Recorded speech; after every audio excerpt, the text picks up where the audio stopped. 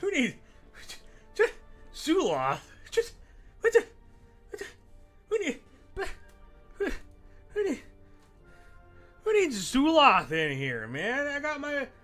I got my loyal viewers. It's just the two.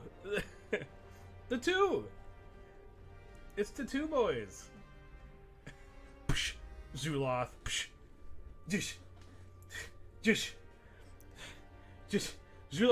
Zulak can't even stay alive in PUBG long enough to save me. Who needs Zulath anyway?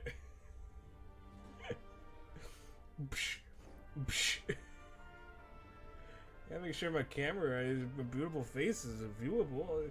Heck. Hey everybody! How's your days going? I want to know how your days are going. What your guys' power levels at? Mine's at about 9. It's higher than it was yesterday. Yesterday was about 3. At least my power level's like right at 9. Maybe like 9.5, maybe with the coffee that I just drank. Power level 9? Impressive.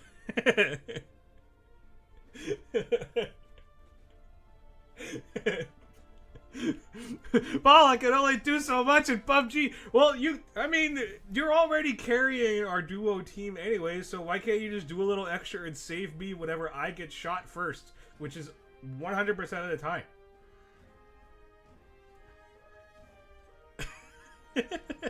That's a good voice. Power level 9. Impressive. I don't know. I don't really like unless you flip the bike.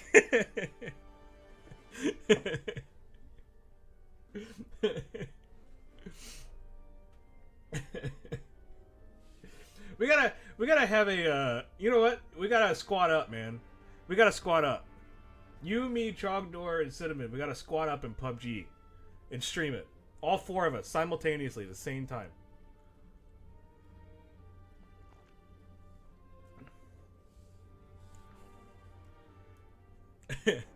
Trogdor, Cinnamon, you down for some janky survival-based realistic shooting? If you need someone to make other players overconfident, I'm your man.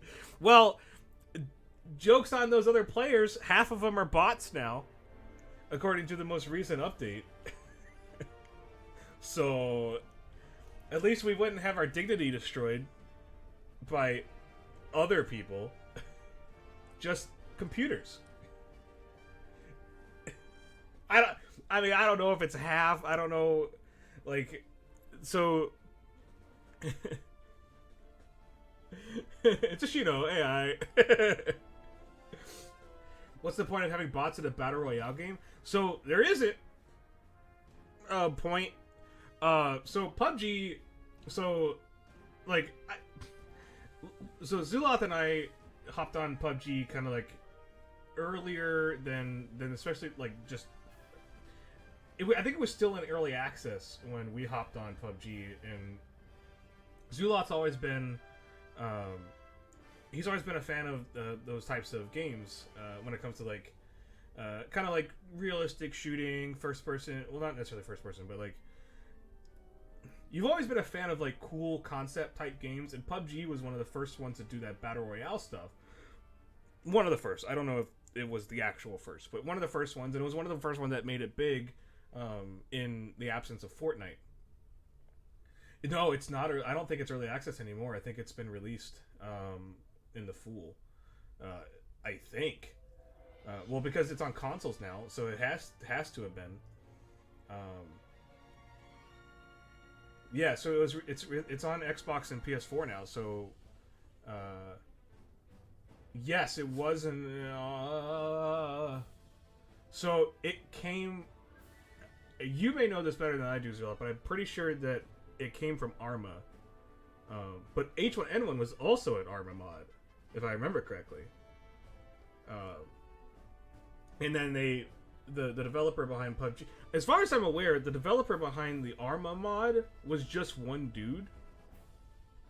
and that was what the Player Unknown was from like that whole naming convention, and then like kind of like the mod itself I think was done by one dude named Player Unknown. I could be wrong about that. That's what I remember. But then like I guess whoever took it over or whatever, somebody bought it or sunk some money into it to make an actual like game.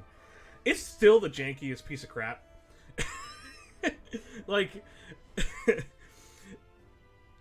like take like you guys know, so the fun part about how janky it was like, so Chogdor, you know how like Dark Souls has that jank, that it's not like janky where it's unplayable, but it's just like that like, you know, when you slide down a cliff by accident, or like it's like the perfect amount of jank where it can create some really memorable moments, and it's not like the frustrating like jank where it just you're just like, come on, like it's not doing what I'm telling it to do. Like just random stuff sometimes happens where the most of the game does hold up together. That's my experience with PUBG. So like one of the best things that I remember ever so long ago, before they fixed the physics of it, was that if you ever got into a motorcycle with a sidecar, the control on it was so bad that if you hit just a single bump in the road, you would go flying and explode. And so the whole jank about it was that you were like, I need to get into the circle. Do I risk hitting the smallest bump and exploding my character and losing? So like the jank, like it's like like it's I don't know. I'm trying to think of some other games that kind of had that like that special jank to it. Like Dark Souls 1 especially. The other Dark Souls didn't really have that kind of jank. What else we got? Exactly, that special jank. It's like cherries on top sort of thing. Like it's like the whipped cream on your barely holding together ice cream. Demon Souls. Yeah, so I never played Demon Souls. I know that game is super jank too. Like that jank that Demon Souls had carried over into Dark Souls. I'm sure much less, but there's still that jank to it. I'm trying to think of some other games that kind of have that jank that it just makes it fun. I can't think of anything off the top of my head. I don't know why I'm like looking around like I'm gonna like find it. Yeah, hang on. Let me open my. I guess Mass Effect 1 kind of had some of that jank, a little bit. Like just in terms of like ragdoll physics and stuff like that. Let me see if I got anything in my Steam. Yeah, it did a little bit. Not enough to really like. Let's see what else we got. I'm looking at some games that I got. Dead Rising, Fallout, definitely. Fallout has some jank. Dead Rising has some jank to it. Dead Rising 2 as well. So the tough thing, for my opinion, about the jank in Bethesda is that, especially like, so Fallout 3, Fallout New Vegas, and anything around that time period and a little bit before, or anything before really, like the jank was more of a symptom of the technology and like them trying to push the tech in the development as far as they could to make as big of a world and expensive of a world as they could. But like, I'm a little disappointed by the recent Bethesda stuff. Like, even Skyrim a little bit, like back when it came out and like playing through it.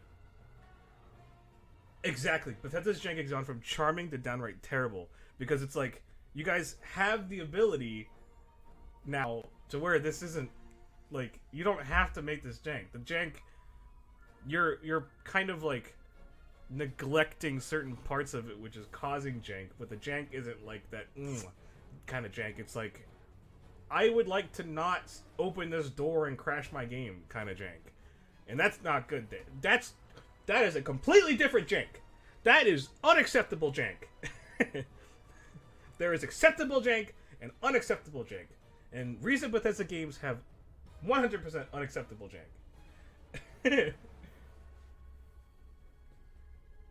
Okay, yeah, terrified villagers forgetting all their fear and punching a dragon is definitely fantastic jank. Skyrim was like, I feel like Skyrim was like kind of that last bastion of jank. Jank is one of the reasons you quit Assassin's Creed. The controls were never great and they never changed them. And then it became apparent that they were never going to let it end. Yeah, so like, my friend Ben, who sometimes has a chance to join in the chat, he despises Assassin's Creed from a conceptual level because it's really boring.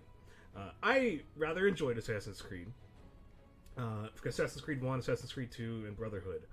A lot. I enjoyed them a lot. There's some of that jank there, like especially in the combat stuff, especially when you're like trying to do very specific types of jumps and stuff. You ended up running up the wrong wall and stuff. But like, as I kept playing through the series, and especially 3, Assassin's Creed 3, and I haven't played a whole lot of Black Flag, which is 4. Like there was some stuff that was like, okay, like there was actually one instance where, and I mean like yeah, like there are games that have this kind of stuff all the time, right? But it's more of kind of like it's one of the biggest game franchises that Ubisoft has. Like, why isn't this resolved, or why isn't this under more like scrupulous like attention and stuff? But like I've run into several like game ending bugs in Assassin's Creed 3 where now see, I never played Unity. I didn't play Unity. I loved watching all that stuff come out from Unity. I loved watching all that stuff come out from Unity. You're gonna exactly. You're gonna compromise the quality, and like there were times in Assassin's Creed 3 where I just sunk through the floor. Like I was fighting someone, I just sunk through the floor. I tried reloading the game multiple times, and I could not get out of the floor. I had to completely start a new game because I could not figure out a way to escape my situation. There should be.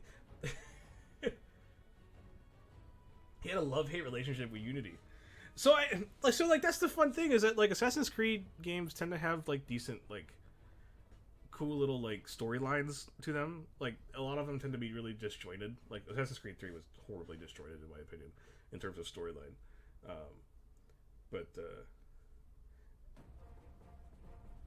I'm interested to see what like how your friends, what they liked about Unity, because like I played a little bit of Black Flag, and then I beat Assassin's Creed 3. And like it was fun. Like Assassin's Creed 3, playing it was fun, going out in the woods and stuff. Like I liked it. Like it wasn't like I wouldn't put it anywhere near the top games of my list, but like I didn't know it had a co-op aspect to it. That's actually kind of cool.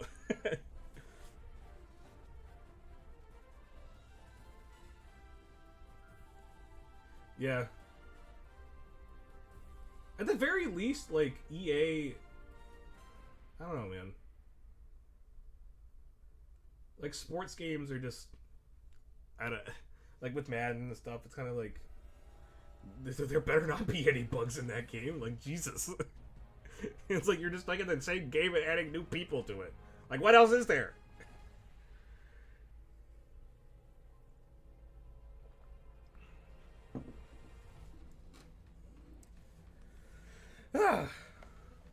This was a fun conversation. I like this conversation. Yeah, I didn't know Unity had a co-op aspect to it. That's actually really cool. You want to know a game that had kind of a weird jank to it too. Speaking of Assassin's Creed, back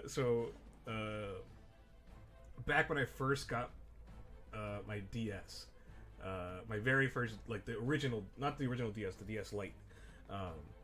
That was the first one I had. My mom, as a present, got me Assassin's Creed Chronicles, I think it was called. There was so I have a backstory with Assassin's Creed that I might get into.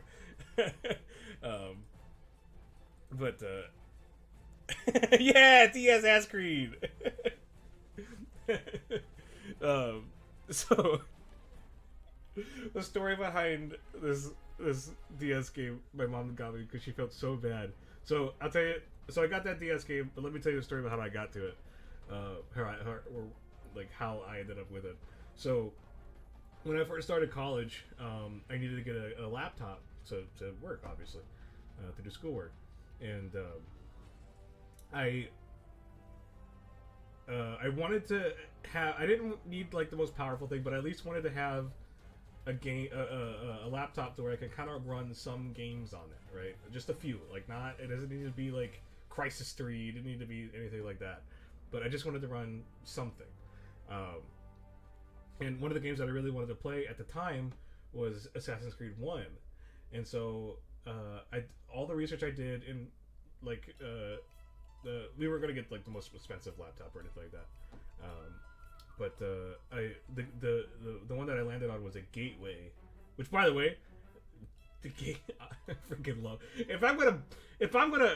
If they still, I'm pretty sure they still existed or still exist, or maybe they don't. I don't think they exist anymore.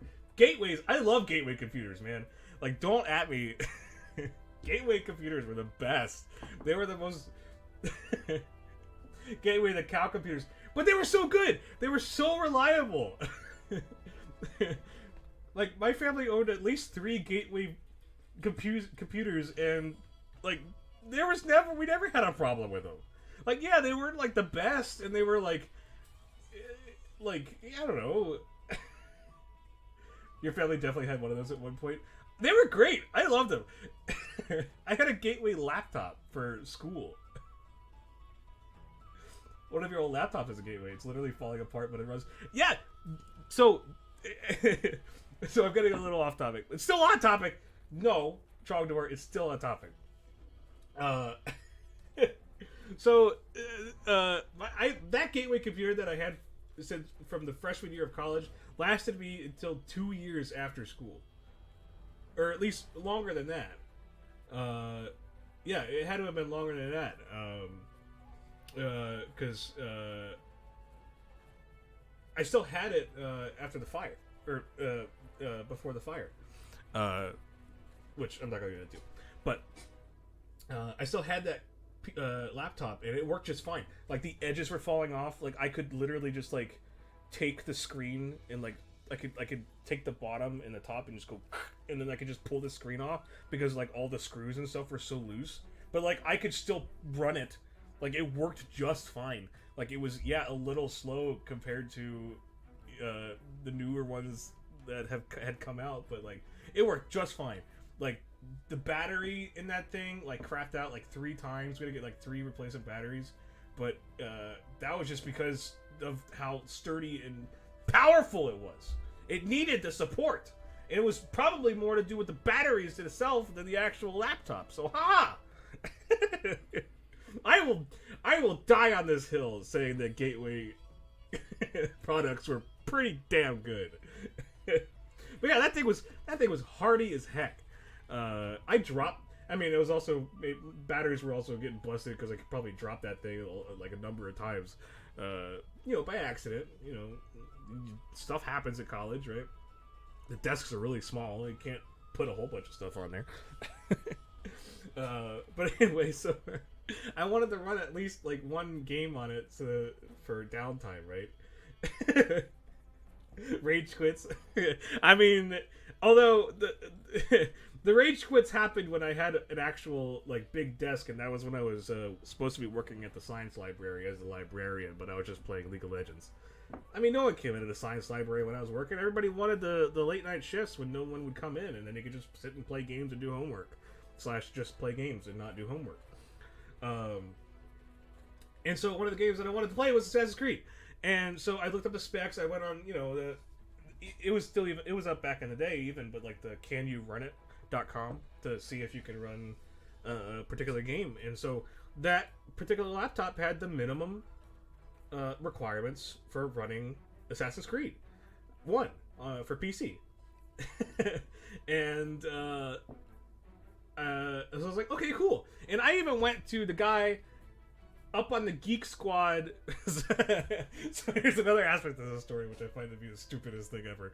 So we go in, me and my dad go into Best Buy, we pick up that laptop, and I was like, you know what, before we get it, let me double check, because, like, you know, canyouwriteit.com is not, it's just a thing. Maybe somebody else at Best Buy does something better. So I go up to take the laptop up to Geek Squad, and I specifically asked them, hi, I have this game, Assassin's Creed, that I want to play on this laptop.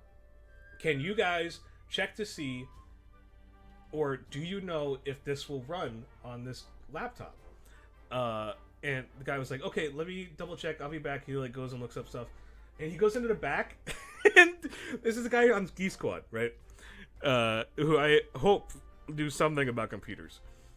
So he goes boop up, looks up the model number or whatever, and goes in the back, right? And he has like another computer in the back. You can't really see him behind the corner. And we're waiting there. It takes about, I don't know, like 5 minutes or so for him to come back. And he's like, okay, so here's what I found out. And he literally just hands me a piece of paper printout that says at the top, canyouwriteit.com. Your PC meets minimum specs. I was like, really?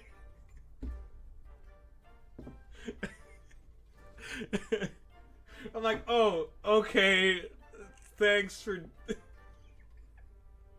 he just went to canyouwriteit.com, typed in the model number, and it was like, okay, this is good enough. Like, come on, dude. And so I was like, okay, fine. Like, if you're telling me that is an okay source to use, then okay, fine. So we get it, and I get Assassin's Creed, and go home, and I'm like, okay, well, I want to, you know, it's not ready for school yet. I probably had like a month left before I actually like went to school. So I was like, okay, I'm excited. I want to try to play Assassin's Creed on my laptop and see how cool it runs. You know, I know it won't be the best, but so I pop it in, and it's one of those old like Windows like PC like with the disc, you know, and I pop it in, and it starts up. It's like, oh, Ubisoft, blah blah blah blah, and then like Assassin's Creed title screen pops up, and I go start, and then it goes. Pfft. It just crashes. Nothing. Black screen. I'm like, okay, maybe something happened. So I look it up. So I try again. So,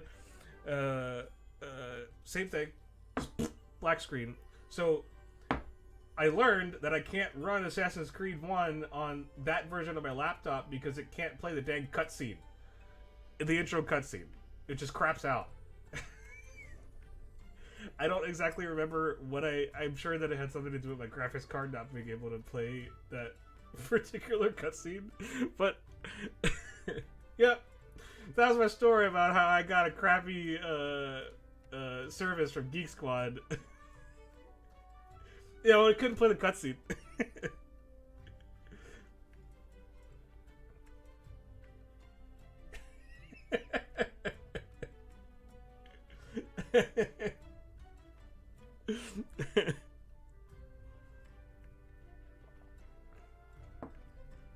Your first Xbox 360 Red Ring of Death was playing Assassin's Creed.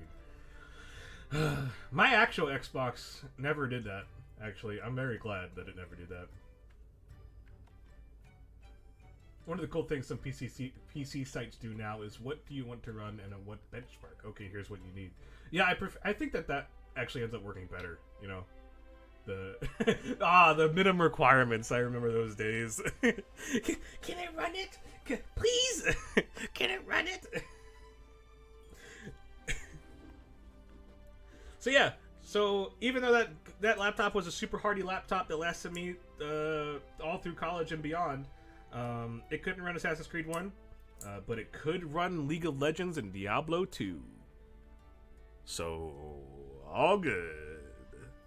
And it ran all the online games that I could play, like what was that Adult Swim one with the unicorn?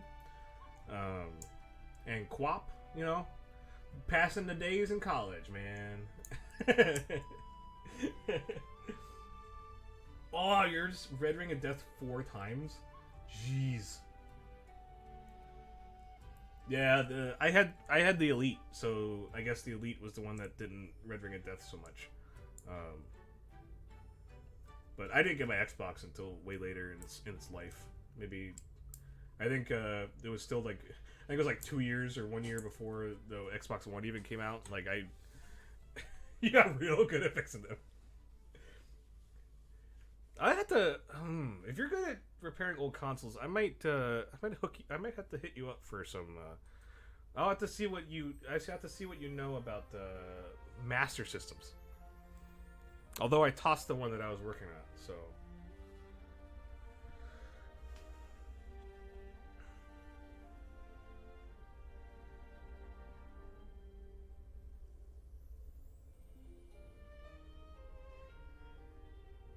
That's cool. Having a business to be able to fix those.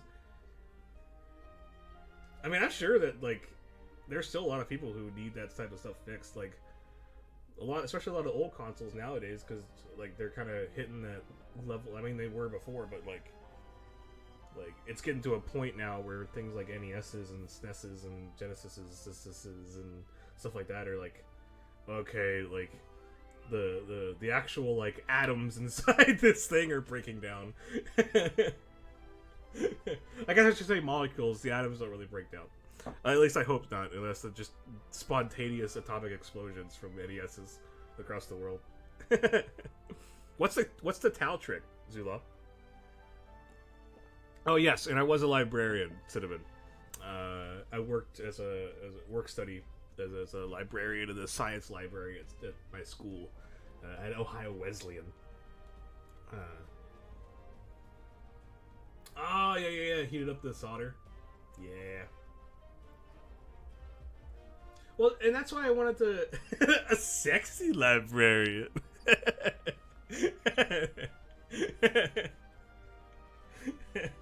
Tell you, it wasn't all that sexy, to be honest.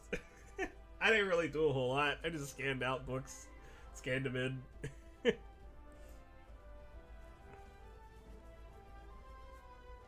I tried repairing a Master System Trogdor for technical difficulties for Christmas. I got one for like $25 or $30 or something that was like, we don't know if it works. And I was like, it looks to be in pretty good condition. And because like a lot of the ones on eBay are like working ones are going for like over 100. And I'm like, why? First of all, why? But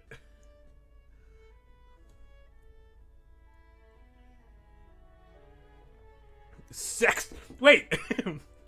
Sexy scanning, sex scanning, sext. Trogdor, or not Trogdor, Zula. Say that for later, man. That's for lunchtime Let's Plays after dark. Master Systems are rare nowadays. Not according to eBay. There's a heck ton on them on eBay. Alright.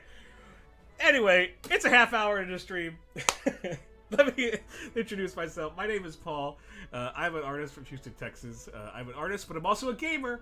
And welcome to the Lunchtime Let's Draw stream. Today's Thursday, so we'll be drawing some stuff from what we were doing on Tuesday. And what we were doing on Tuesday? Well, we were Super Saiyan the heck out of a Black Waltz number 3. We were playing some Final Fantasy 9. I think we got to Limblum after a crazy escapade on a cargo ship, and I believe it was Shuriken who was, or Angtat 2 was like, oh my god, Vivi just went Super Saiyan attacking this Black Waltz number 3.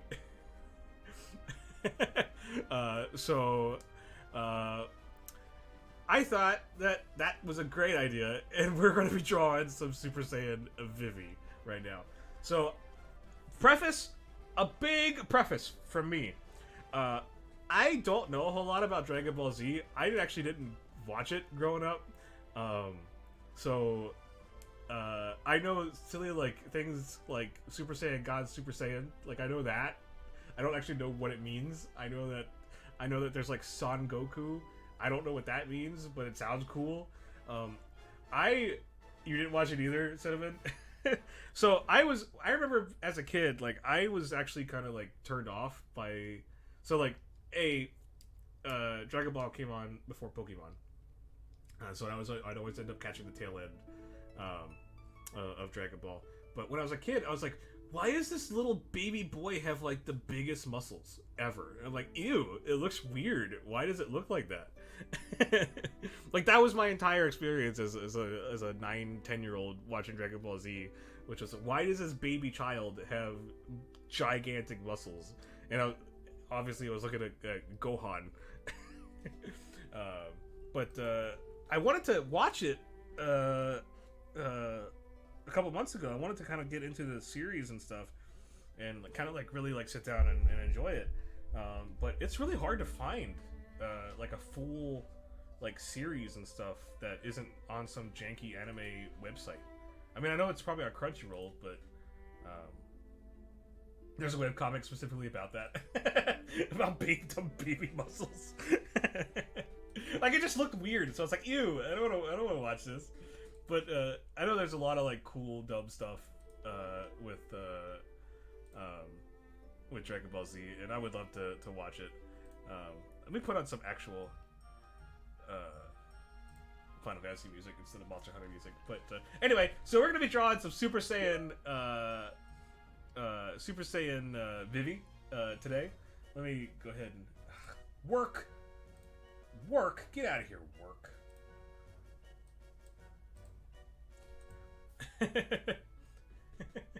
CPS shows up and they're like, Jesus, what is wrong with your son? Well, he's a monkey boy.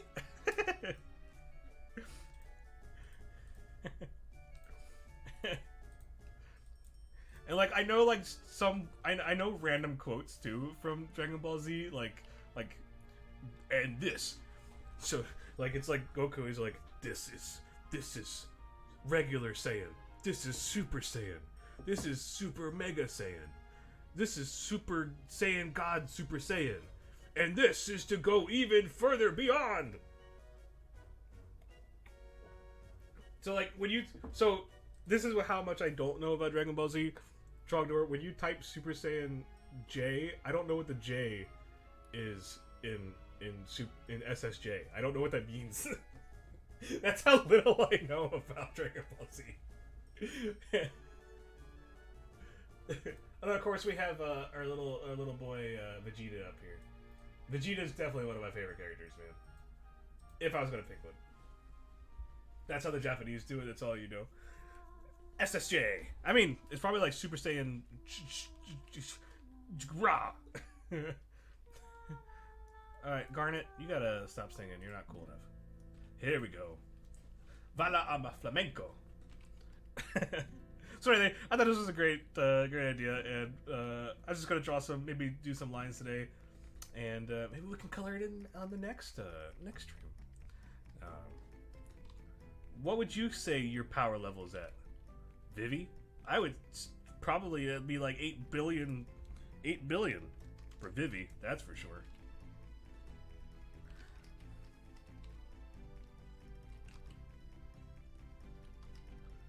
Anyway, thanks you guys for joining me today on this. It's a pretty good Thursday. We had some storms last night. I'm sure that you guys probably felt it too. My Ari was freaking out because of the storm. It wasn't like thundering real bad, but she really didn't like the wind coming from the storm. But you felt it there in Virginia. And so I went. We have like a little like bench for her right here next to the window, and I got like a little. I got a little like blanket sitting on top of it. So like I was like, oh, well, go under there. I gotta work. You gotta. You gotta like leave me be for just a second. And so she was still freaking out. So I hid under there with her, and I could feel as the wind was going. I could actually feel the house rocking. Which I've never felt before. And it definitely was not the train. It was the wind. So that was interesting, to say the least. But yeah, the wind here was really bad. So it wasn't that bad where you were, I guess, Cinnamon. I guess it was mostly just on the eastern portion, well, like towards downtown Houston, I should say. Better be careful when I end up doxing myself.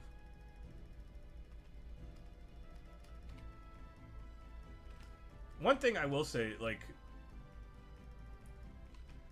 regarding the art style for Dragon Ball Z, who's the guy?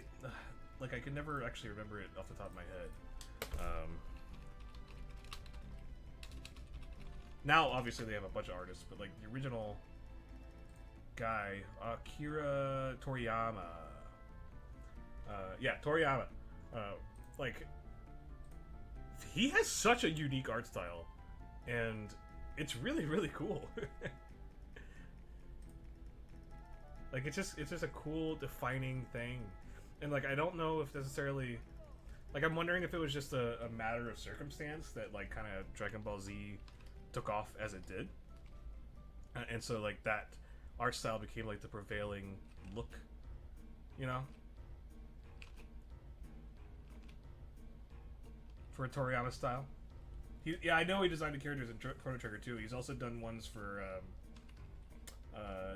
the new Dragon Quest series, and Chrono is basically Red Hair Goku. That's for sure.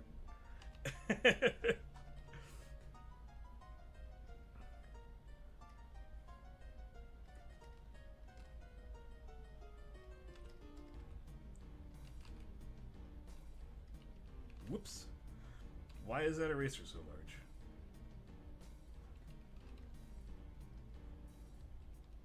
And I know there's some of the people that I watch on YouTube have actually attributed a lot of their like love of drawing and stuff from like simulating and learning from Toriyama's art style. I remember watching Aaron Hansen from Game Grumps kind of go through some of his old drawings and stuff, and how like he would always like to go on like Dragon Ball Z forums and like post or try to draw like Toriyama style characters and stuff like that. Like, he was just like, yeah, like it was fun. It was easy to like get the hang of. Like, I guess like the way the angles and lines work for the characters just makes it very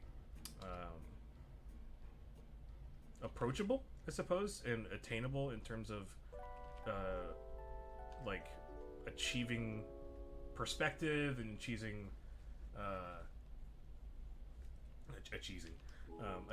like poses and stuff like that.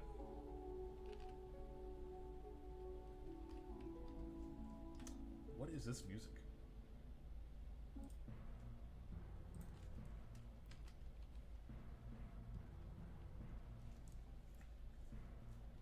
Dragon Ball Z was probably some of the first anime that a lot of people were exposed to in the pre-internet days. Yeah, absolutely. That and Gundam. And Pokemon, for the record, I suppose. I feel like Pokemon came out a little after. Good old Tanami.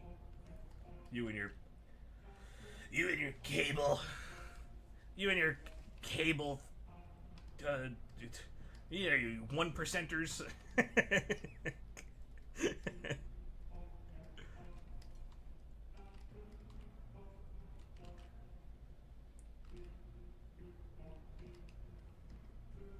You watched it at your cousin's house. Well, your cousin is one of those 1%ers. Hey, Angtat. Pokemon was another big wave of first exposure, for better or worse.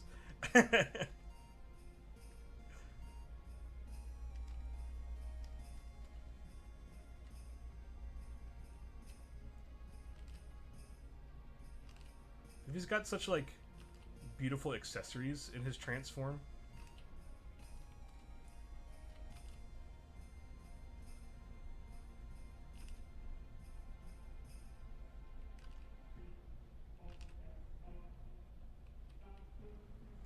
You mean TBZ too? Yeah. If I want an anime over podcast, you gotta do it Pokemon and Yu-Gi-Oh. I tried getting technical difficulties to watch Yu-Gi-Oh with me for fun. She was like, "No, this is dumb." And I'm like, "Yeah, but that's why. That's why I wanted to watch it, because it's dumb."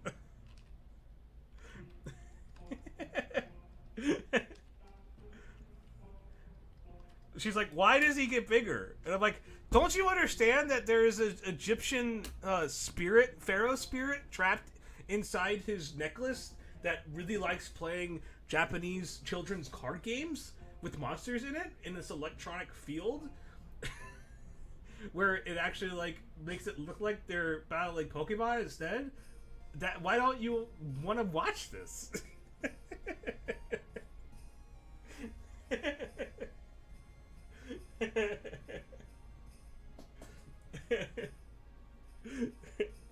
Yeah, that's the plot for Yu-Gi-Oh.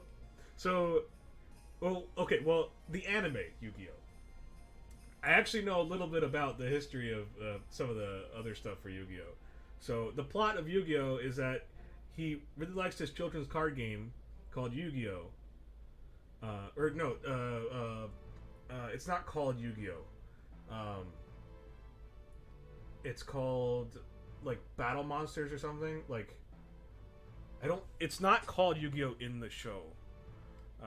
Monster Battle. No, what is it called? Oh, you're gonna make me look this up. Game in Yu-Gi-Oh. What is a game in Yu-Gi-Oh? What is the game called in Yu-Gi-Oh anime? Duel Monsters. That's what it's called. Yeah, I guess that makes sense. Duel. So yeah, so the thing is that he really likes this card game called Duel Monsters, and his grandpa owns a card shop, and normally he would just like go to school and like hang out and play Duel Monsters and stuff, and like Yugi was really good. He's like a little boy. He was really good at Duel Monsters, and the plot starts where like his friends are sitting there playing games, and his friend's like, "Oh, you're really good," and Yugi's like, "Well, my grandpa owns a card shop, and you guys want to see like some cool rare cards?" And they're just like, "Yeah, cool, like let's go." And then like there's this like guy called Kaiba, who is also a child for the record, but he's like an older child, right? And he's like, "Oh, I will go to this card shop and see if they have the rare card that I want." And so it turns out that the grandpa has this card called the Blue Eyes White Dragon, which is like there's only like 4 in existence apparently, and it's a really powerful card, I guess, whatever. And so Kaiba goes and he's like, "I'll give you $8 billion if you give me that card." And the grandpa's like, "No, it's my special card. No one gets it." And then Kaiba like gets some of his bodyguards to come beat him up and steal him. He's like, "Oh, fine, I'll challenge you to a duel." And then his bodyguards beat him up to steal him. And then they're like, Yugi's like, "Oh my god, we gotta go save my grandpa." And so they go and they find out that the grandpa is like crippled on the floor outside of the dungeon battle Duel Monsters arena. And they're like, "What happened?" It's like, why are you dying? Like, after the fight, did you like go and just like break your hip? Like, there's no explanation as to why he's dying. He battled so hard that he just ended up dying.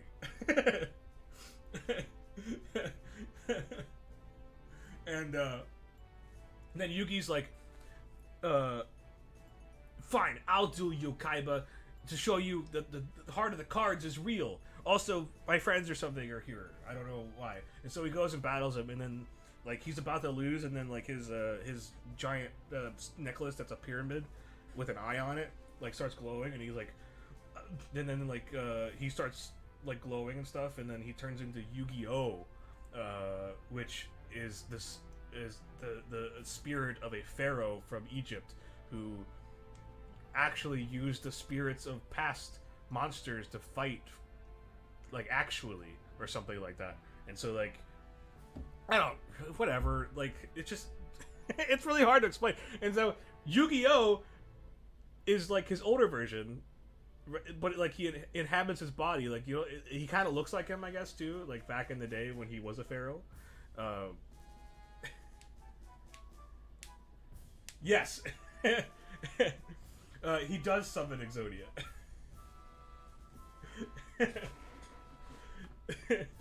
Oh yeah, and so there's a little silly piece where like he beats the grandpa, right? And he's like, "I defeated your grandpa, Yugi. Wallow in his despair. I got the card, the blue eyes white dragon," and he just like tears it up. He's like, "Only I can have him." And it turns out that Kaiba has the other three. He just wanted the fourth one so that no one could use it against him. And it's like, why didn't you just take it and put it in your deck, Dumbo? But yeah, Yugi defeats he defeats Kaiba with the crazy special card Exodia, where it like takes like 5 cards and you have to like line them up perfectly or whatever. And then like the second episode is like they get invited to like a tournament and then they take a cruise ship and he just like someone dumps all those cards off the thing so he doesn't have his most powerful cards anymore. But you're sad that you know those things. I'm sad I know those things too.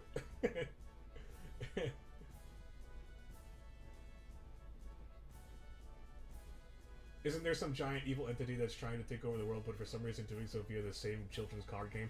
Yes, it's from the Shadow Realm. Like all the millennial items, which are like the things that there's like multiple, right? So there's the pyramid, there's the eye, there's like a dream catcher or something like that, and like all those things are imbued with evil. So it actually turns out like Yu-Gi-Oh is like kind of like an evil guy, but with the power of Yugi, he becomes good or something like that. I don't know.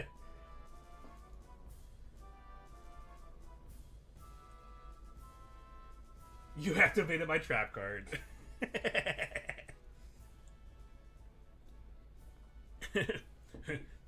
I banish you to the Shadow Realm. But yeah, so like that's the plot of Yu-Gi-Oh! If you guys were wondering. But anyway, what I actually wanted to talk about was so I'm actually going to do something really like special, cool Photoshop technique where I'm going to take this and then mirror it over. Pretty cool, right? Now you're gonna want to get drunk and watch Yu-Gi-Oh? That'd be amazing.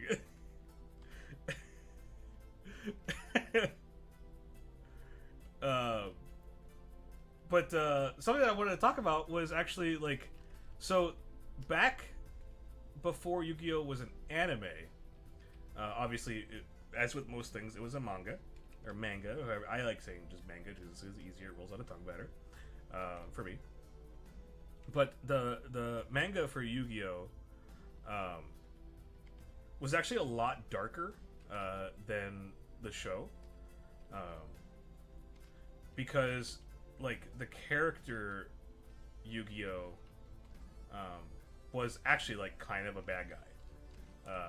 Like he more or less possessed Yugi himself, and so like that's where that kind of comes from with the whole like, oh, they're sharing the same body sort of deal. But in the manga, Yugi is like just really like he's just like a weak little boy. He's just the weakest little boy. He gets beat up all the time. he just gets tossed around like a little baby boy. But so he really likes puzzles, and so his grandpa gave him like I don't know exactly what the origin was, but his grandpa like gave him like, oh, I have a present for you, and it's a puzzle of the Millennium Puzzle, or it's called the Millennium Puzzle. That's what it's actually called.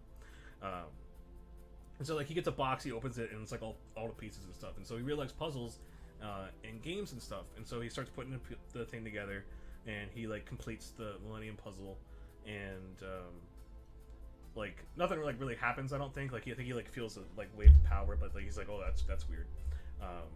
And then like that the next part of the story is like he's out and about, and he starts getting like beat up.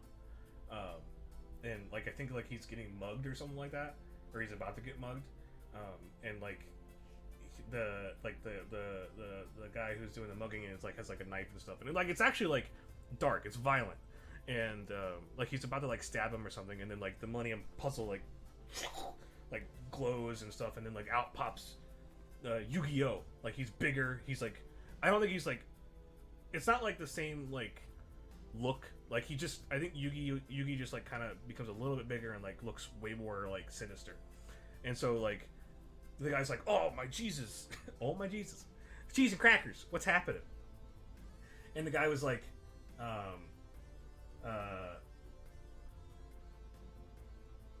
so I guess the guy who was like mugging him or something like that, like there was a scene beforehand where like he was playing poker or something like that, and the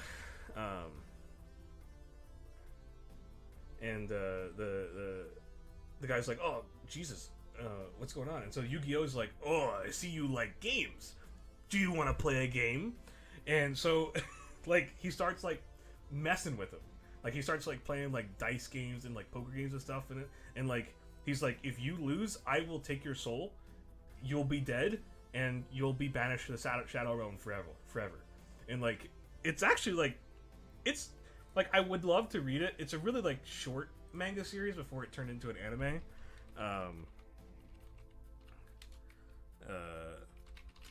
But it was really cool, just like to read, like that first little bit. So, and I think Kaiba's in it. Yu-Gi-Oh! Manga original. Let's see if I can find like just something.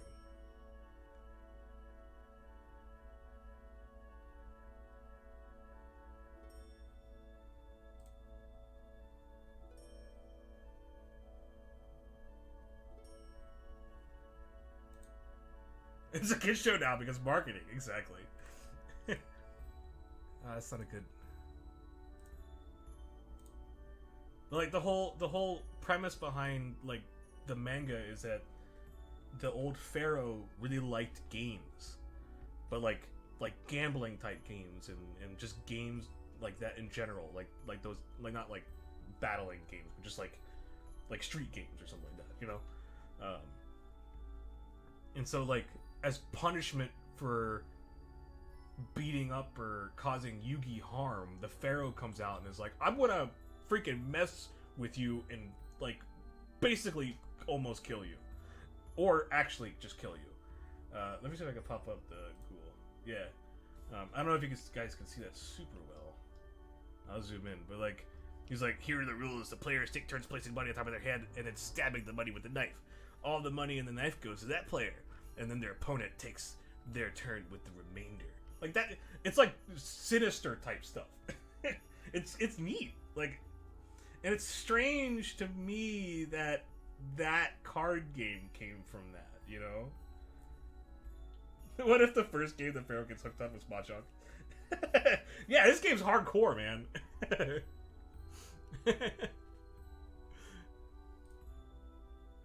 And so like, he's like, so like the bad guy's all like, oh, shut up, and then he just like stabs his hand. He's like, ah, because like the dude's like super greedy, right?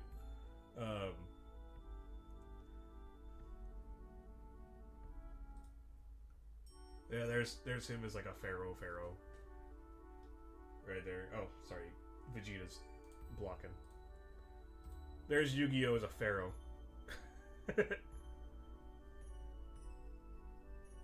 You'll soon join your father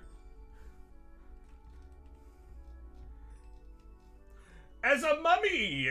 Woo! Good comeback, man. Way to go. And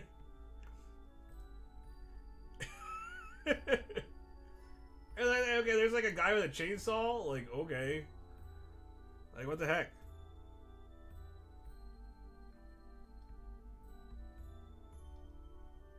Anyway, yeah. So like, the manga, the original Yu-Gi-Oh manga, is kind of a sinister sort of deal. I just don't know how it evolves into.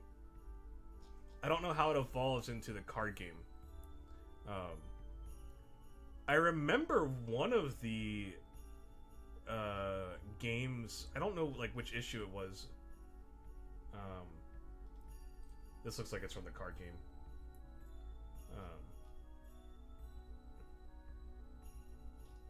I remember one of the issues that I read a long time ago, really vaguely.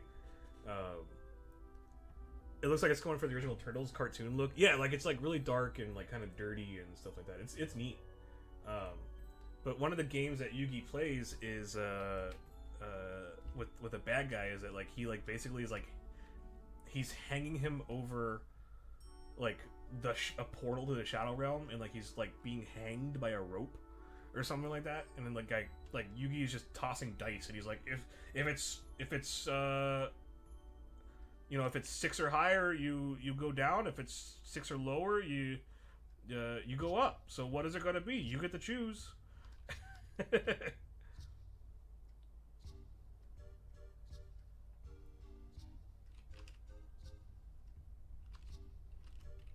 Remember that time that this was a draw stream and we just ended up talking about Yu-Gi-Oh!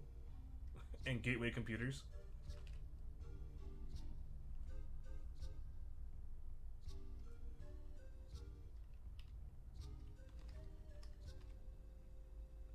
Ah, the joys of hanging out online. This is a draw stream? What? Could have fooled me.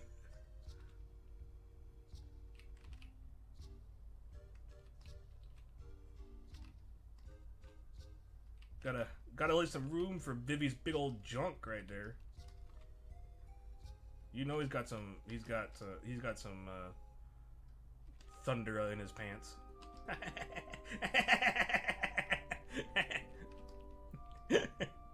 Please don't hate me.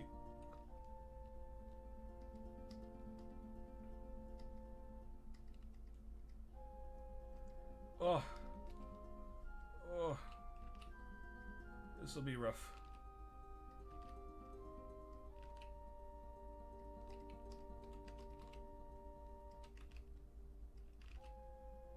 By the way, I hope you guys can stick around to the end. I'm not going to be going too much longer. I think I'm just going to do the rest of the lines here and then call it. But I hope you guys can stick around because... Oh, I haven't showed you.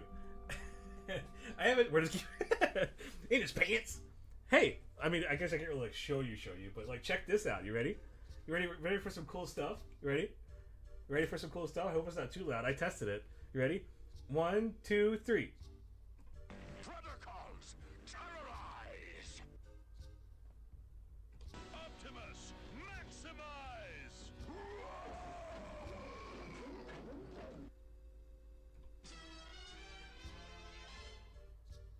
Yeah! Stream Deck is working. I got a soundboard now, baby. Check that out. Heck yeah, man. Ready? I can push a button and it makes the sound go. Ready? And... Optimus, maximize! Protocols, terrorize! Yeah, man. It's super cool because you can actually like, so I can switch between scenes. I won't do it right now because obviously I want to talk to you, but I can switch. I can press the button and it has all the settings for OBS and a whole bunch of other things. It has like XSplit and all that jam. But you can set it to where you can like just at the push of a button, you can switch scenes. You can mute your mic.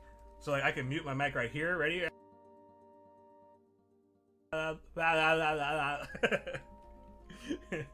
And you can do all sorts of stuff, and you could add like multiple multi operations to where it can do like 3 steps of things. It's super cool. Highly recommend it. If you're down for that, Trogdor, I highly recommend a Stream Deck. And then you could add all the fart sounds you want. You call PS? You were pantomiming that? What? You weren't able to hear the dog snoring?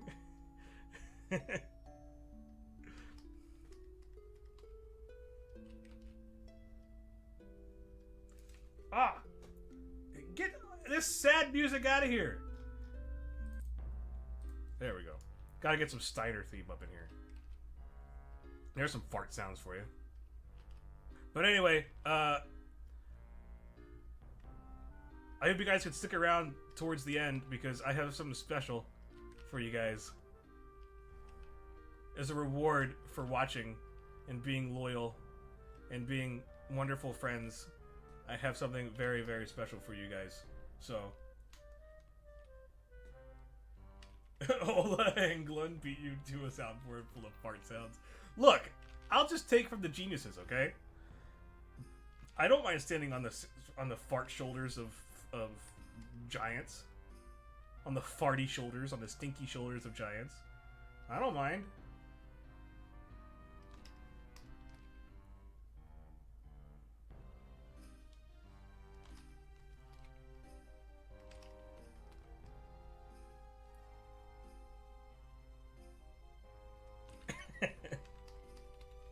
Although I only have a limited amount of buttons on my thing, so unless I can have like a multi-operation where it just plays fart sounds for 10 minutes, it just like pulls. I just download a bunch of fart files. Fart files. I download a bunch of fart files, and I have the multi-operation just play all 20,000 of them in sequence. I can do that. It's something I can do. But do I want to? Is the real question. And obviously, yes. Now you know what you got to do with Banana Split. Heck yeah. Oh, speaking of that, well, heck, I'll plug the heck out of that. So, for those of you who don't know how freaking cool Cinnamon is, Cinnamon has developed a software called Banana Split. Which is well, I guess you would call it like an audio mixer or a programmable audio mixer, to where, you know, you can like load playlists. You can, well, not just playlists, but like you can on the fly you can switch between music and stuff like that. I'm doing a really bad job of describing it, but it's really cool. It's really intuitive, and it was fully developed by our very own Cinnamon Toast. Yeah, I should probably download it so that I could use it for my streams too. I'll rep the split.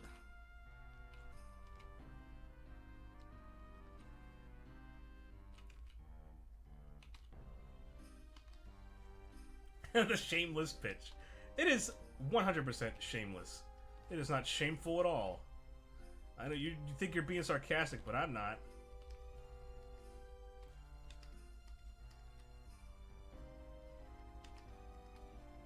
You can use it for things like streaming. You can use it for things like D&D campaigns. You can use it just as a music audio player.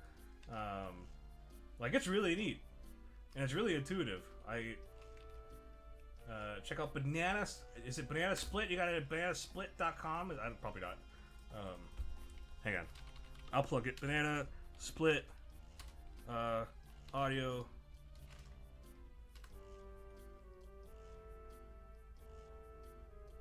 I think I have links turned off.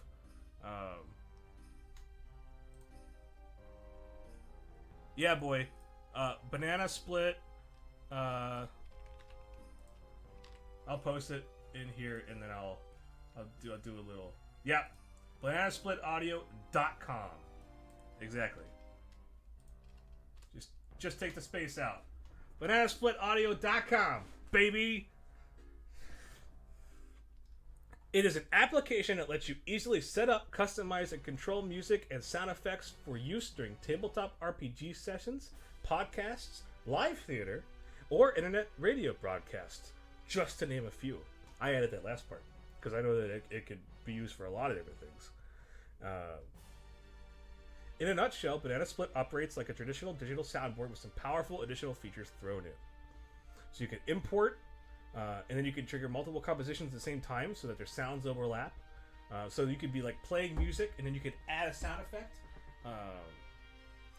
And you don't have to worry about having to stop that music to be able to play the sound effect, and then you can like merge them together. It's super cool. So yeah, man, Check it out. And no DRM, no digital rights. I don't remember the last word.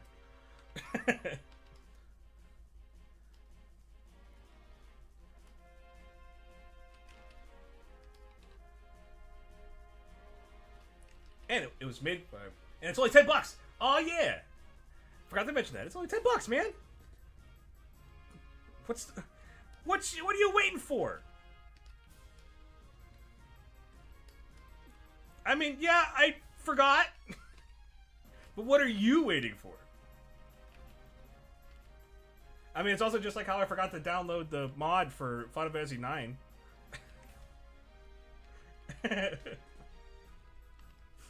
Well, you for Cinnamon, get it now. It was made by some guy named Cinnamon.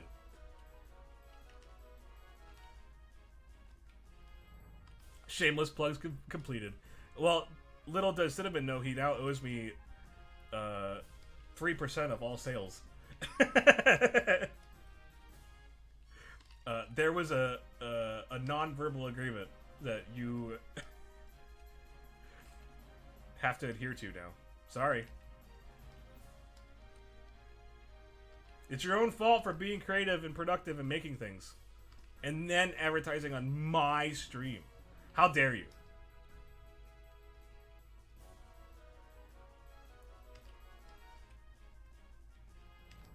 And I'm giving you a good one because I would have been like 80%.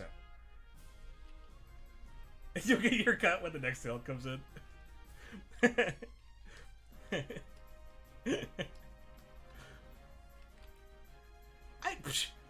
Man. Well, I'll just blame it on the gosh dang sickness. Get down with the sickness. The sickness that is American capitalism. Hey yo, get wrecked, Thomas Jefferson.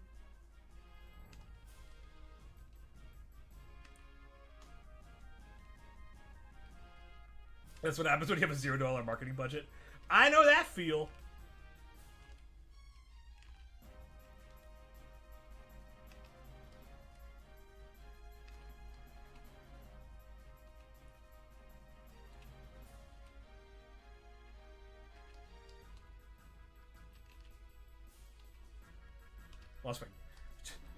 Lost my train of thought. Making all these sharp corners and junk. Get wrecked, Thomas Jefferson is not something I expected to hear today. Thank you for that.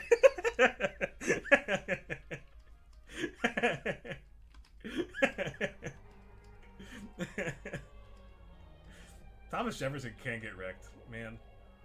Get wrecked, founding fathers. You didn't know jack shit when you were making America. Obviously. What do you know? What do you know about governance? You guys didn't even govern nothing before. You're all over here being like, oh, let's just save American capital by injecting credit into it. Stupid. What do you know? He is even... Thomas Jefferson, you probably weren't even a good father. Founding father, my butt. Go back to France, where you spent the time of your Revolutionary War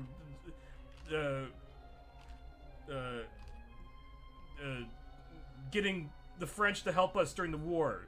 Just go back. Who even cares? You didn't, obviously.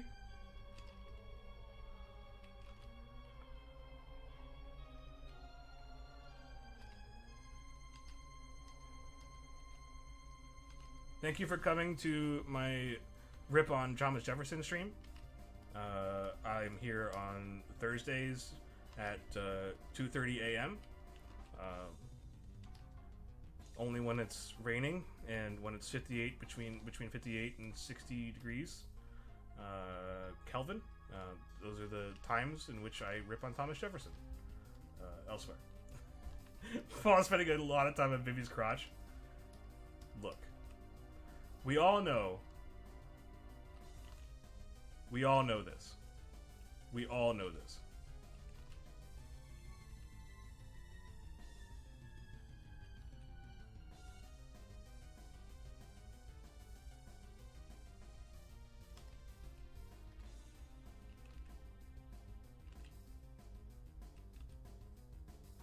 Vivi bulge is real, okay?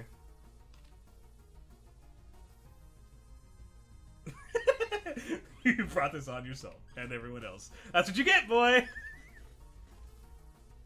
I fulfill requests.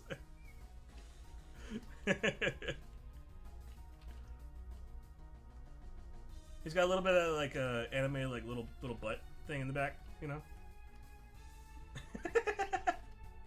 It'll be really shaded, don't worry too.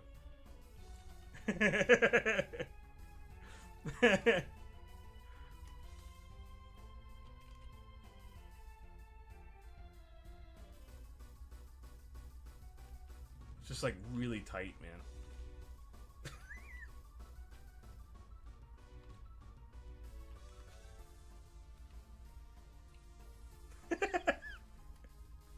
I mean, yeah, you did this yourself, man. I'm not.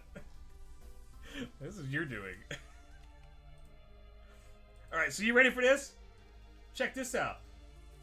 The power of Photoshop.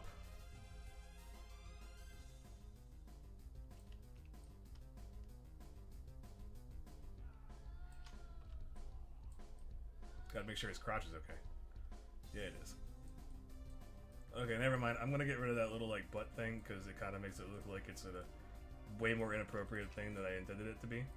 So, sorry, don't ban me.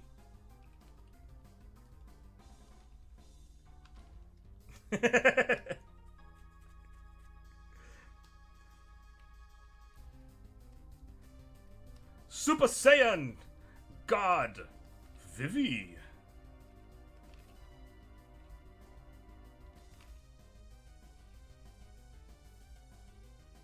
Also, I never quite understood how he can get these pecs to like stretch across his skin. It's like his skin is like rippling out, which is, I guess, is cool, you know. I'm talking about the artist. I'm not talking about what is his name? Akiyama. What is the name even? What was it? Toriyama. He always like did a good job of like being like, oh, the muscles are just like just destroying him. Destroying his body.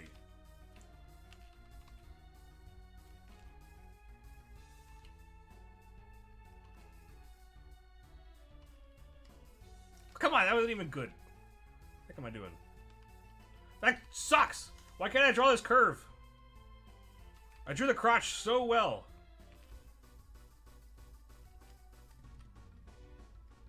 There we go. Good enough.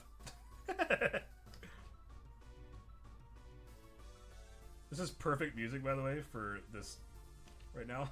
Oh my god, Vivi, why is he so buff, man?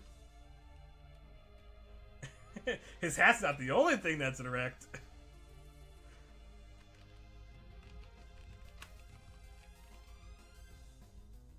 Yeah, I know, me.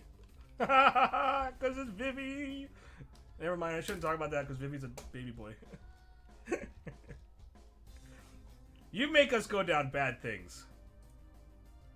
Bad paths, J-Flow. It's all your fault. I have to report you to Google Terms of Service. The power of Photoshop! You think we all enable each other? That's fair. That is fair.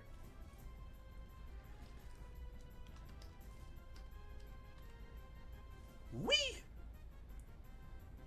Doing those long sweeping strokes are always my favorite. It's like a whee!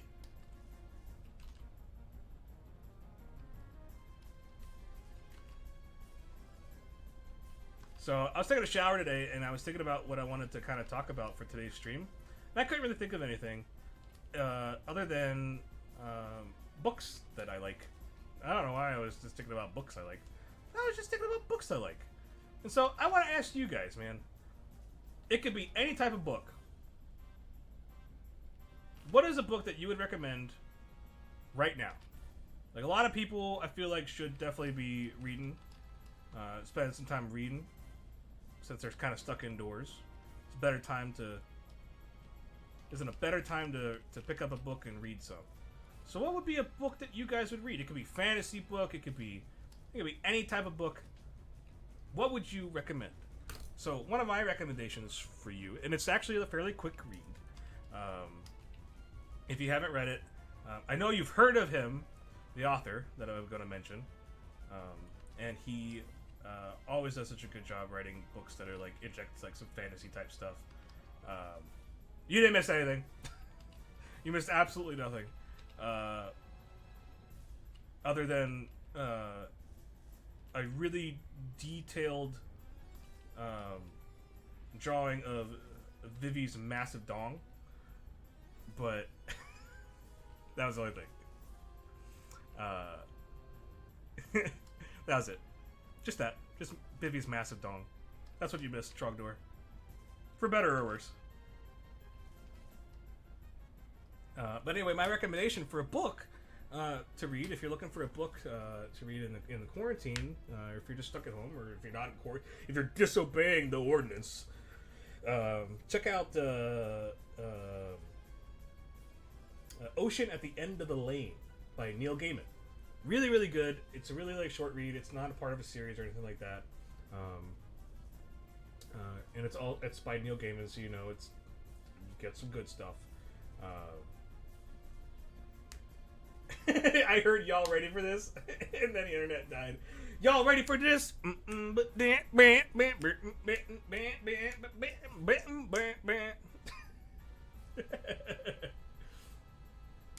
Murderbot Diaries by Martha Wells. Murderbot Diaries is great. That was a really good book. Really easy read too. It's a novella. You're right. You were the one that actually introduced it to me, and I greatly enjoyed it. Murderbot Diaries, All System Red. I think you gave me that one, but I haven't read it. The Magicians by Lev Grossman is a good read. I'll have to check that out. I haven't read that one. I actually haven't never heard of Lev Grossman either. I've been reading... what else have I been reading? So, obviously, Neil Gaiman's good. Who else we got? I've heard of the show. I've heard of the show. But I didn't know that it was a book, so. I haven't read a novel in a while, but the last one for me was the Altered Carbon trilogy. Oh, you read the Altered Carbon trilogy. I actually really liked the Netflix series. The little bit that I saw of it. I know Zuloff liked the Altered Carbon series too. I don't know if you had read anything, read any of the book Zuloff, but I know that you like the series. Oh, Expanse too? Yeah.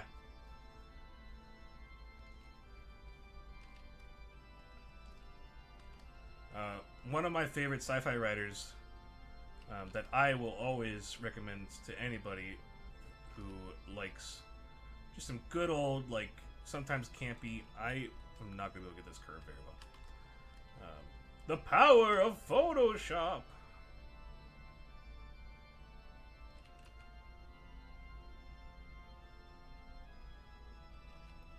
Oh, I suck at this. What am I, an artist or something?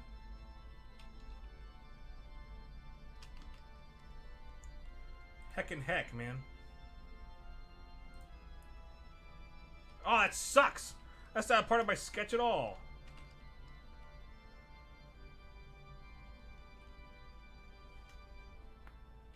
Come on!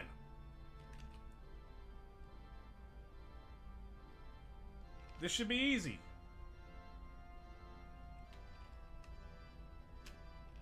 Tell you what.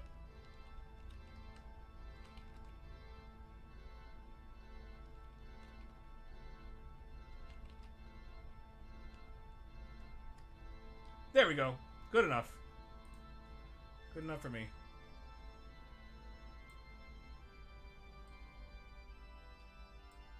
Sorry, got distracted.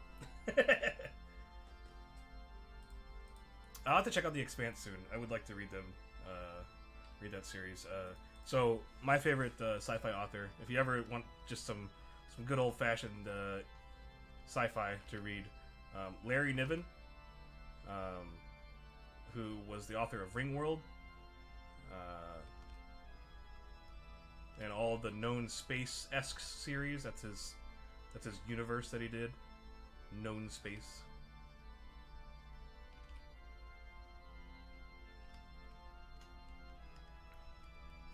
Sorry, that was really dumb watching me draw that curve really bad. I don't know why I'm being so particular about these right now. I'm drawing freaking Vivi as a Super Saiyan.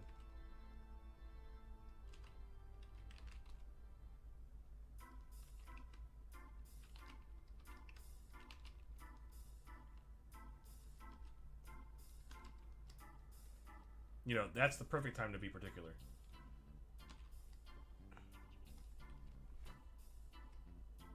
I need to adjust. I'm gonna adjust his cloak right here. Where's that? There it is. Kinda wanna... Kinda like how I have it in my sketch, I wanna bring it around and have it a little bit more loopier.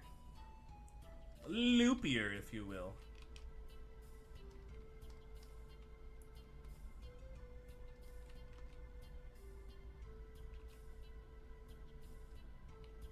See, what they don't tell you in art school is that asymmetry is actually true beauty.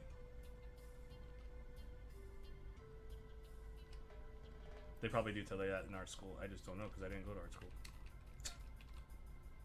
I went to dumb liberal arts school. Who even cares about that? Right?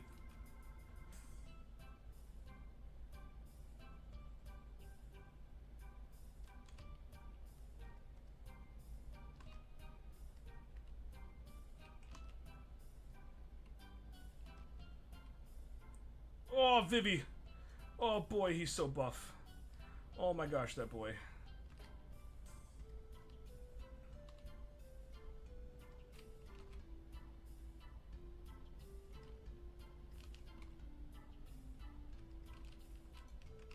Stop it.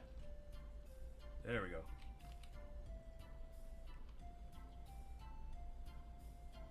Twitch decided to zoom in on your browser? What the heck are you doing?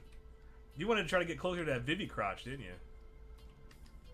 I know what you were trying to do. I know exactly what you were trying to do.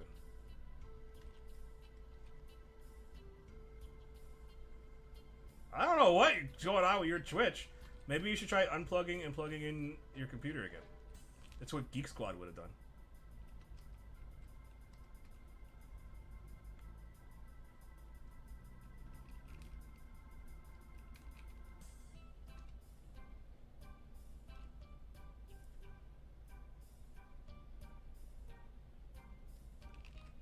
What the heck am I doing?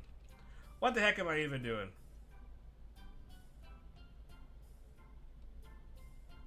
Alright, we're about to round up. So, just getting some lines here. Yeah, that looks nice. Where are you at? Right peck, left peck. Bam, bam, bam, bam. It is not the zoom setting in Chrome. I don't know what the heck's happening, man. I hope it's not happening on the VOD when we get there.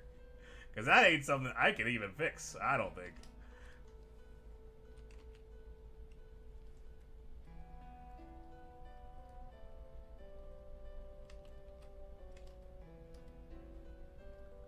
Where you at, Vivi's hat? There it is.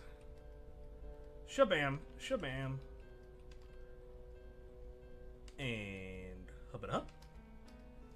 Not bad, not bad. Let's get these gosh dang eyes. Oh, them angry boys.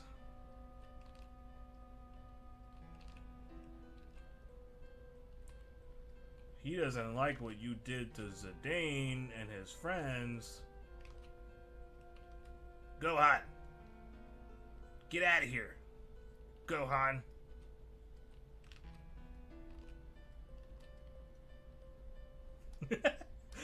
This looks dumb. Why did you guys make me draw this? Ah, just kidding. It looks awesome. I mean, if you want to check out Vivi's crotch, I can easily do that right now. Ugh. Vegeta, what does the scouter say about his crotch level? It's over 9,000. What? 9,000? Well, see, he's being a little courteous. He's kind of covering it with that strap of his pants, you know. He's being nice and courteous to those around him. Anyway,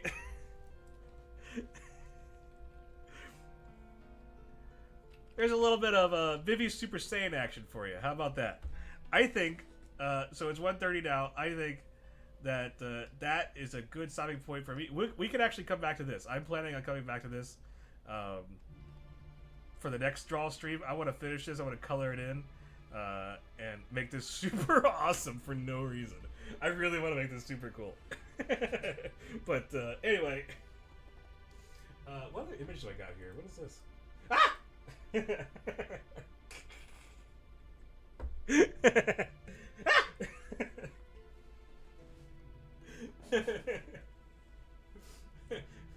Vegeta, that was scary.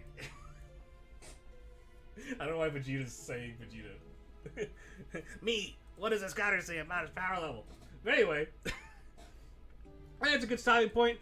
Vivi's really mad, so I want to try to get this colored in on the next stream if I can. You just keep the damn Spider-Man in the background at all times. Shh. Shh. You'll know. It's just a spooky. It's just a spooky cinnamon. But yeah, so yeah, we'll stop there. We'll continue this next Thursday. I'll carve out, even if something crazy happens next time that I'm just like, I gotta draw it.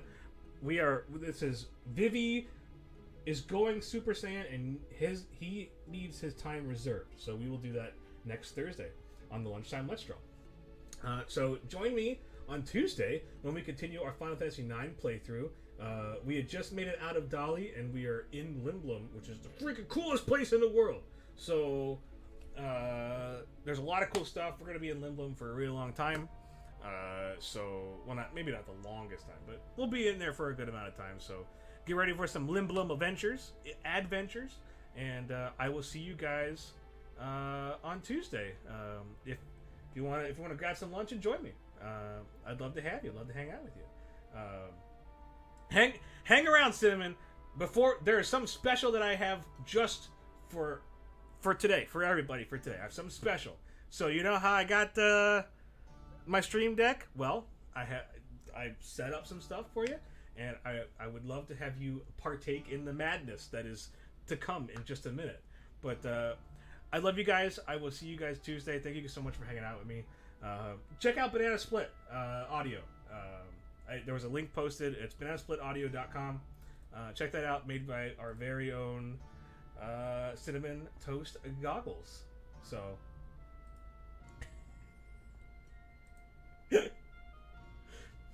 Chogdor, shh!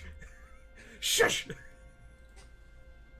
But anyway, thank you guys so much. I've said it multiple times, but I mean it every single time. I love you guys, and I love you, Trogdor. Love you, Sulov. Love you, Cinnamon. Love you, Angtat. Anybody else out there watching. And have a good rest of your day, and have a good weekend. Take it easy. Later.